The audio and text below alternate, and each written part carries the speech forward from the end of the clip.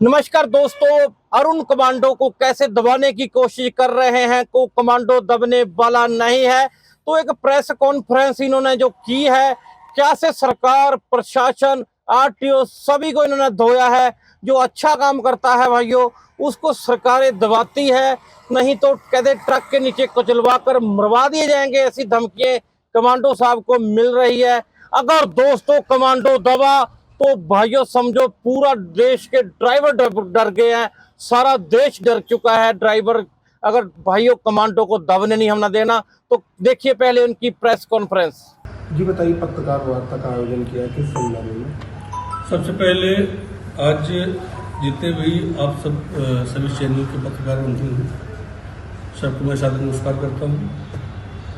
और पत्रकार वार्ता जेल से जब मैं बाहर आया था तब किया था, और आज फिर क्योंकि जब कोई विषम परिस्थितियाँ आती हैं तो पत्रकार ही जो चौथे स्तंभ हमारे भारत के हैं, तो वही एक ऐसा माध्यम होता है कि जिनके माध्यम से हम अपनी आवाज या जनता की आवाज मंत्री, मुख्यमंत्री, प्रधानमंत्री सबके पास पहुंचा सकते हैं। शासन प्रशासन तक जो भी नेतृत्व होता है वो आवाज पहुंचाते हैं। पत्रकार वार्ता करने का कारण सिर्फ ये है कि 13 तारीख को 13 फरवरी 2026 को दिन शुक्रवार को सोहागी आरटीओ चेक पॉइंट है जो वहाँ की घटना मेरे पास आई और मैं स्थल पर स्वयं गया। ड्राइवरों ने फोन किया, मैं स्थल पर गया। वहाँ जाने के बाद जब देखा तो वहाँ पर आरटीओ के दलाल बोले या ये यूं बोले कि वो आरटीओ के गुंडे, और वहाँ पर ड्राइवरों से जबरन वसूली करते हैं। जैसे ट्रक खड़ा करवा लिए, पैसा नहीं है, मोबाइल तोड़ देते हैं, उनके साथ मारपीट करते हैं, वीडियो भी नहीं बनाने देते और जबरन चालान भी करते हैं फोटो खींच करके। अगर मान लीजिए कोई अगर हमने फोन कर दिया कि भाई ये क्या आप लोग कर रहे हो, तो फोटो खींच करके चालान कर देंगे। हम उस दिन वहाँ रास्ते से गुजर रहे थे, मैं वहाँ पर रुका और रुकने के बाद जब हमने देखा कि वहाँ पूरा भीड़, जितने ट्रक थे वो ट्रक सब लगे हुए थे, मैं उतर करके गाड़ी से गया। मैं बोले क्या चल रहा है यहाँ पर? बोले कि सर यहाँ पर हमारे से 1000 रुपये लिया, कोई बोल रहा है कि 2000 रुपये लिया।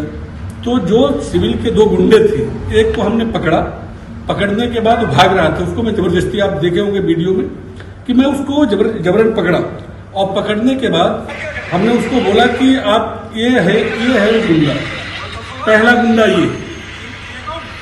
हमने उनसे पूछा, फिर ये गुंडा जब चला गया, ये गुंडा आप देख सकते हैं, पूरा वीडियो आप लोग सब देखे होंगे क्योंकि आप लोगों ने कई चैनलों में इसको प्रसारित भी किया है और पूरा वीडियो इसका बना हुआ है घटना का। और दूसरा गुंडा दूसरा है जिसका नाम वो बता रहा है कि मैं रमेश शर्मा हूं, जबकि वो कुछ उसका नाम है ठाकुर है, लेकिन वो अपने नाम भी छुपा रहे हैं।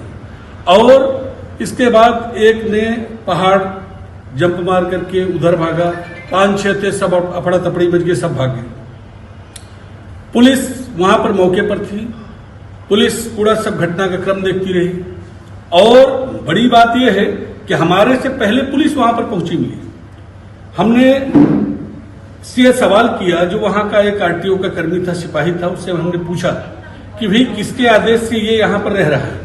एक सरकारी गाड़ी में, आरटीओ की गाड़ी में एक अनथराइज व्यक्ति, जिसका न आरटीओ में कहीं कोई पद है न कोई जगह है, वो व्यक्ति वहां पर सिर्फ ड्राइवर के सीट पर बैठ करके एक थैला बगल में रखता है, उसमें पैसा उगाही करता है और कम से कम 15 से 20 लाख रुपए प्रतिदिन का वसूली है।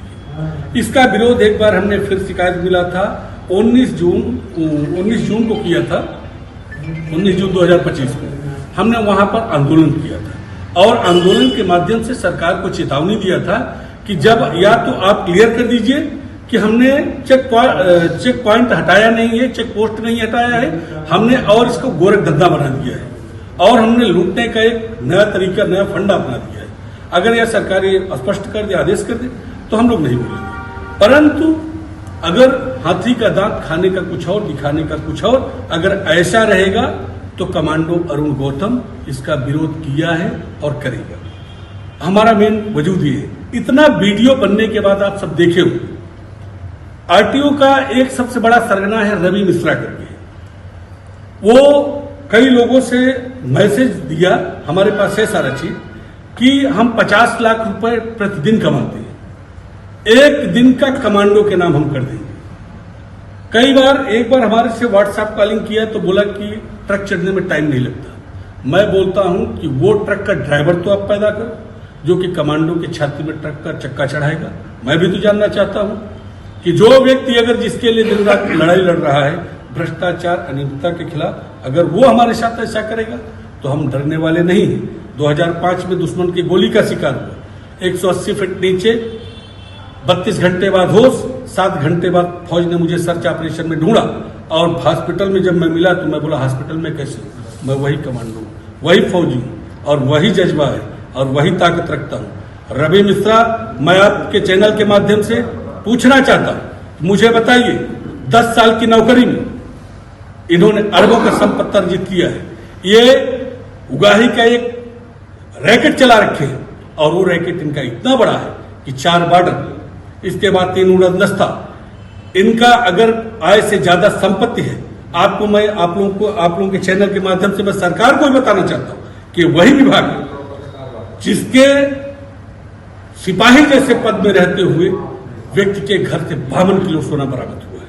वो तो धन्य है पत्रकार बंधु हमारे, कितने प्रकाशित आप लोग किए, तब जाकर के ये लोगों के निगाह में आया। सरकार को भी थोड़ा सा उसकी नींद खुली। और ये टीएसआई है, अरबों से ज्यादा संपत्ति है, गढ़, यही रीवा जिला गढ़ का रहने वाला है। ये सस्पेंड किस बात को लेकर के है, किस लिए इसको सस्पेंड किया गया है? सस्पेंड इसलिए किया गया है कि सिर्फ आप आड़ में रह करके और रैकेट अपना चलाते रहो। हमको बता दीजिए कि कौन से संविधान में, कौन से आपके कानून में यह चीज लिखा है कि आरटीओ प्राइवेट आदमी को रख करके ट्रक ड्राइवरों का खून निकाल करके उसको बाजार में बिक्री करेगा, अपना जेब भरेगा, अपना तिजोरी भरेगा। और जो व्यक्ति एक भ्रष्टाचार के खिलाफ आवाज उठाएगा, मेरे ऊपर 353 का मुकदमा कायम कराया आरटीओ ने। आईपीएस पदस्थ है तोथर में एसडीओपी, आईपीएस ने क्या उसको संज्ञान लिए? जब लोगों को अगर आईएएस, आईपीएस, आईएफएस से भरोसा हट जाएगा तो लोग क्या करेंगे? हमको बताइए। इस लोकतंत्र का क्या होगा? इस समाज का क्या होगा? इस देश का क्या होगा? ये बड़ा गंभीर विषय है।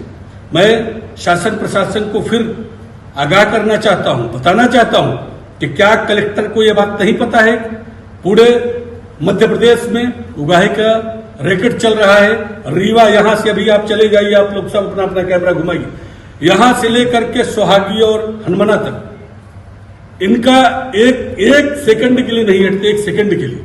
अभी हमारे एक भाई हैं, इनसे 30,000 रुपए मांग रहा है, बैठे हैं ड्राइवर, आपका गाड़ी पूरा फुल, उसका फिटनेस, जितना भी दस्तावेज है, अंडरलोड, सारा चीज है। और कितना मांग रहे हैं आपसे?